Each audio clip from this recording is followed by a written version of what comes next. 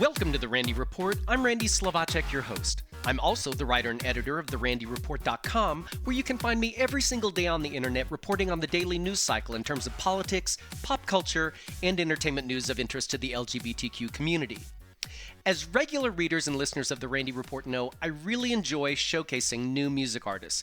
I love how music affects us, where it can take us, and how it can often be our safe space. Today I'm chatting with Parker Matthews, who releases his new single, Hit and Run, today.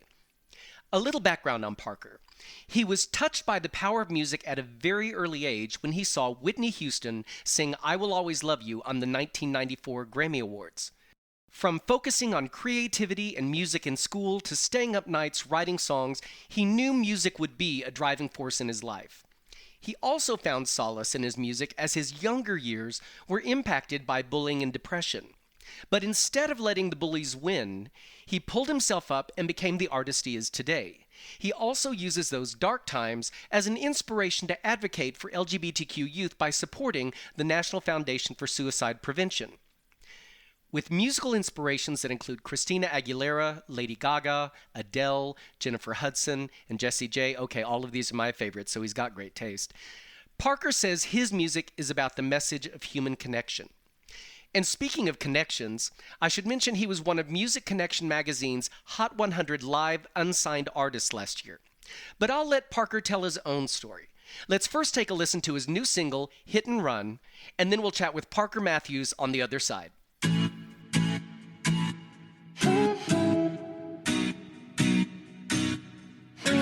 Babe, I can tell you're done, you're hurting. They knocked you down, did a demolition. But I can see a fire burning. I'll fix your heart, be your resolution. You never let me ask you questions about that. But baby, wake up, cause I'd never strike back. You've got yourself down low, cold air you're blowing. I'll heat you up, I'm here, I'll get you going. Stay with me tonight. I don't know, but it's alright. Start it off, start it one by one. Cause this ain't no hit and run. Ready now, steady vital signs. Light it up like dynamite. Start it off, start it one by one. Cause this ain't no hit and run.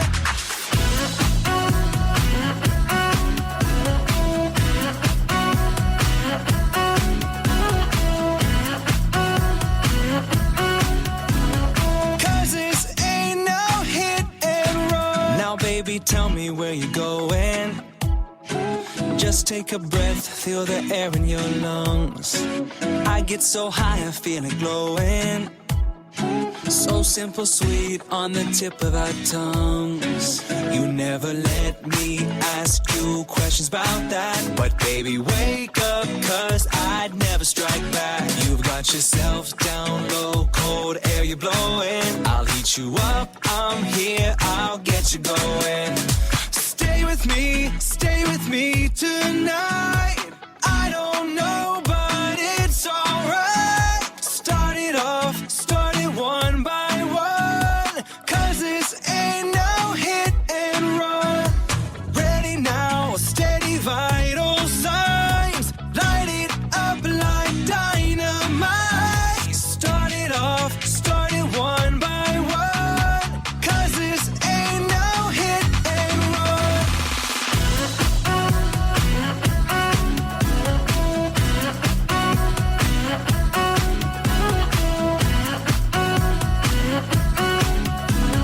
Cause this ain't no hit and run. Stay with me, stay with me, stay with me, stay with me all night. Light it, ignite it, recite it, don't fight it. Alright. Stay with me, stay with me, stay with me, stay with me all night. All night, all night. Stay with me tonight. I don't know, but it's alright. Start it off, start it one by one. Cause this ain't no hit and run. Ready now, steady vital signs. Light it up like dynamite.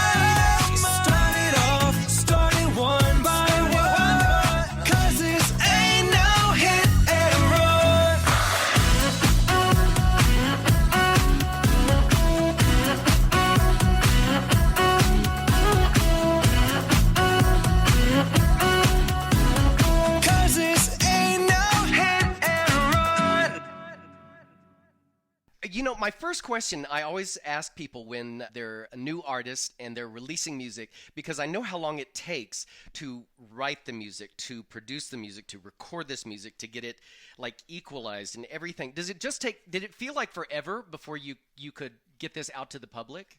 I didn't think it felt like forever. It took like a couple months, from the start of writing the first hooks in the shower, where I always write most of my material In the shower? my head. That's a good place to write. Actually recording. Yeah. My best ideas come in the shower. Yeah, but as far as, writing the lyrics down, getting it from my writing partner, Darren, and writing the melody to it, and going in the studio, laying the tracks down, all the fun stuff. And then, like you said, finding EQ, editing, all the good stuff there. It did take a couple months, but we finally did it, and we have a lot more coming after this, so I'm definitely excited. Awesome. Now, do you have a favorite part of the process? Do you like the writing, the recording, the producing? Is there a certain part you like? I mean, definitely writing is one of my favorites. I always write, true to my heart and how I really feel, and all my material is something that I've either been through or experienced. So that's definitely something fun and semi-therapeutic for me. But recording, I mean, obviously I love singing, is a lot of fun. And not this track, but some upcoming ones, some ballads that I have, they get really emotional. And I actually told everyone in the studio, except for my writing partner, to leave us alone and just turn the lights off and set the tone and really deliver the material the way I intended it to be.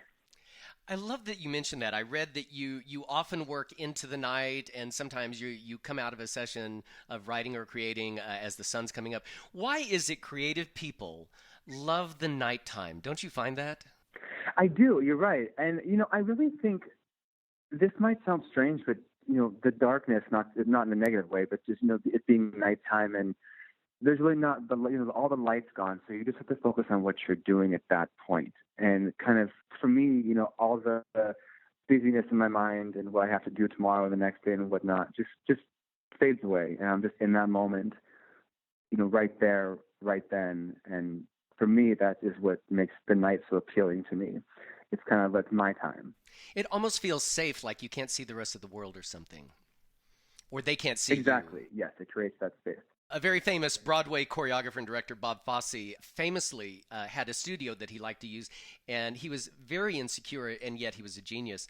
And he would go to the dance studio in Midtown New York City and dance like at 1 a.m. for a few hours by himself to get stuff out and to find material. And so I just find so many creative people love the nighttime. I know I do.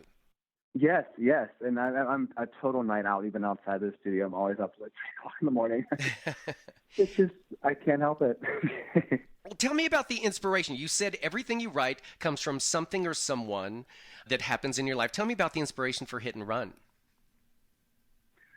So Hit and Run, I mean, really, in this generation of one night stands, I'm over that. And when you get with me, I don't intend it to be a one night stand.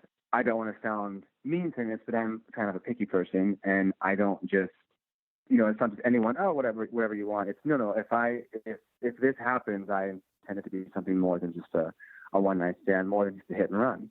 And that's why, this song, it wasn't written about just one person. It was kind of several stories that were very similar that I went, experienced rather. So, and the beginning lyrics are like, "Babe, I can tell you're done. You're hurting. Like this previous person knocked you down. They did a demolition on you, but I can still see a fire inside of you, and I'm going to fix your heart. Let me do that for you." So, a lot of people come out of these relationships or dating experiences, and these people just they let them tear these people let other people tear them down or just totally crush them. And while not everyone's meant for each other, this world can be a mean place. And then when you do find something, that passion, like moving into the chorus of the track, light it up like dynamite. Like this is like something, this is so fresh, so new and exciting. Like that's what I mean when I'm saying those words. Oh, I get that. I do. When you were writing it and you're looking at the music, so you knew lyrically where you were going with this, do you have a sound in your head that you think echoes the texture or the sentiment of the lyrics? Is there something that you just have a vibe or anything? Or is it just sitting down with your partner and just seeing where it goes? I mean, I definitely have a vibe. The original idea So I wrote most of the words, like I said, in the shower. But the original idea, I was actually driving back from a trip to San Diego to see some friends, and I actually was thinking about, like, I hope I don't have a car accident, because I always get, like, zone out driving. And then I thought of Hit and Run. I was like, yeah, that really sucks when people do that. And I thought, oh my God, this is literally so applicable to my life. Like, this is what people go through all the time. And then I got home, took a shower, and I was like, this is it. Oh yes, this is it. But then I usually write the lyrics for myself first, and then I'll meet up with Darren, and then we kind of go from there. So I do have a general idea, but we always definitely see where things go, and I'm always open to experimentation and trying new things as well. I personally love the sensibility of your music. I also know Lost With You, which by the way, I love the music video for Lost With You. It was practically an indie film short in its storytelling. It was very well done, and the camera work was very interesting, and without like trying too hard, if you know what I mean. Because sometimes people do music video, they just kind of want to throw the kitchen sink at something to show how creative they are. And I thought it was very well done. But both songs, you have a very pop EDM sensibility to me, which is right where I am in pop music right now. I really like it. Yeah. It's approachable. It feels good. Thank it feels cool. I think you're right in a sweet spot there with what you're doing. Thank you very much. I appreciate that. And I'm excited for you to hear these ballads coming up too, because ballads are like my favorite as well. Well, you mentioned ballads, and I was going to say this. One thing I really like about your voice, and I'm not just blowing smoke, but I'm going to tell you this. A lot of people now really flip into their head voice or their falsetto a lot. I've never been a fan of the falsetto thing. And you have a real warmth in the middle and lower part of your voice that you don't shy away from. And I'm aware of it on both songs, Lost With You and Hit and Run. It's really warm. And I thought, nobody is singing like this now. Well, maybe John Legend. But it's a really great spot in your voice, and it really stands out as something different for me right now. Thank you. And when singing, I always say everyone has a voice, whether it's the tone that sets you apart. So, when I sing, it's my life. I've been through a lot, both good and bad, and that kind of really shapes the voice that I've grown into today. When I hit those high notes, then there's that slight grind.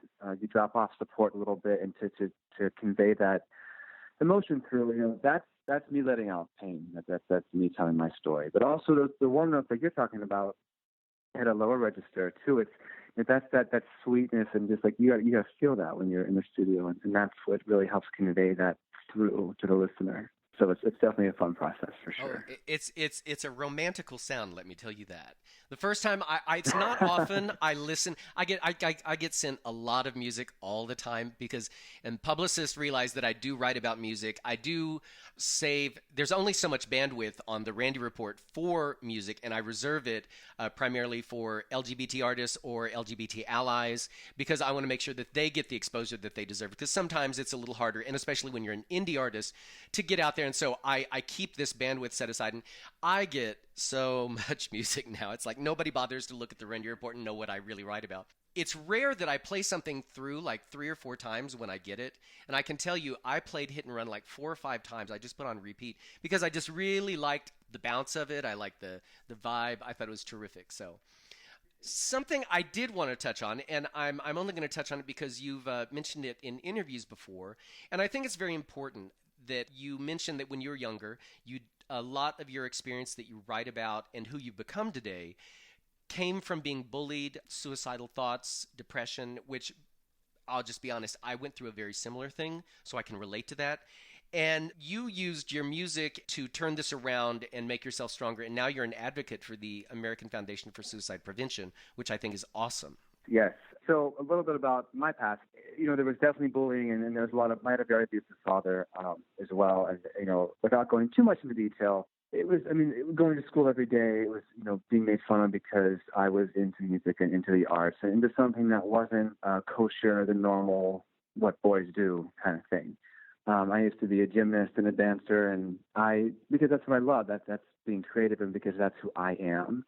And there was a point when I was 14 that I remember I actually called my mom at work and essentially asked her to talk me off the ledge at that moment. But it was in that moment that I wanted to end my life that I realized you have two choices here.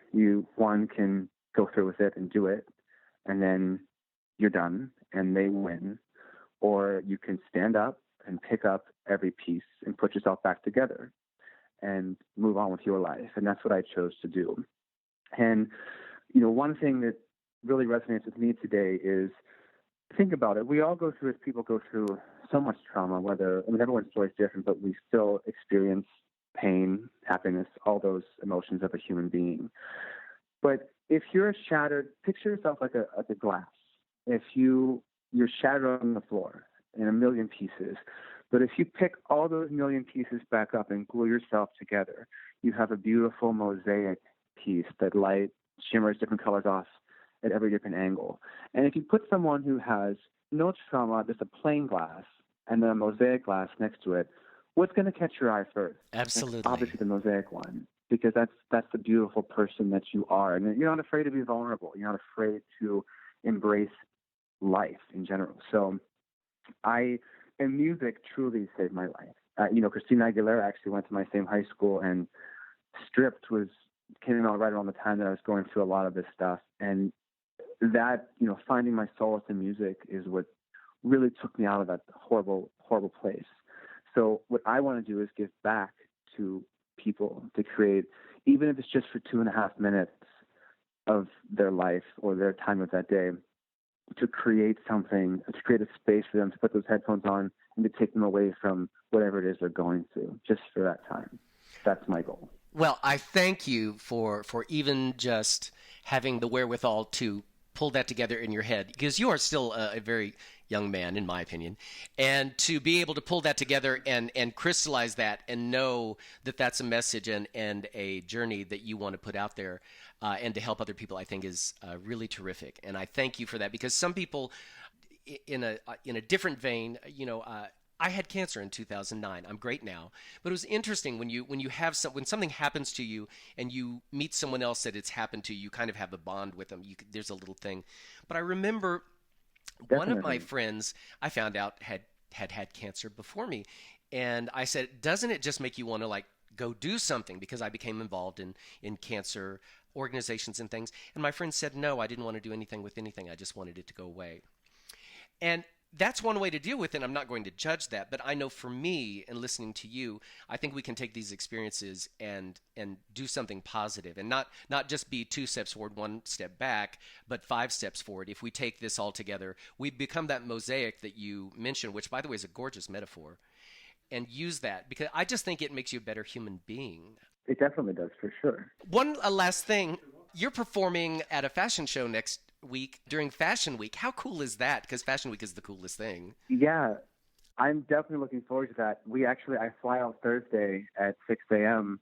From LA, and I would go straight to New York and then I perform on Saturday, the 10th, for a couture show. So I'm very, very excited about that. So that'll be fun. And then I actually come back, and then I'm doing a lyric video for Hit and Run. We found this beautiful, I took a penthouse downtown that overlooks the whole city. So we're going to shoot the video there. So definitely watch out for that. Just busy. Thank you so much for having time to talk with me, and good luck at the fashion show performance and with your music. And please come back and talk to me about your future projects, because I think you're terrific. I really do. Well, thank you very much, and I most definitely will. I appreciate it. You have a great week. Thanks, you too. And that brings me to the end of this episode of The Randy Report. If you enjoyed the podcast, please make sure you hit the subscribe button on my page on iTunes, and then every time I upload a new episode, it'll be sent straight to you automatically. Also, I constantly see folks asking friends on social media for podcast recommendations, and I love it when people spread the word of The Randy Report. And remember, you can find me every single day on the internet at therandyreport.com, where I report on the daily news cycle regarding politics, pop culture, and entertainment news of interest to the LGBTQ community. I want to thank my guest today, Parker Matthews, for chatting about his new single, Hit and Run, and I'm going to play out of this episode with his first single. This is a little bit of Lost With You. Thanks for listening, folks. See you next time.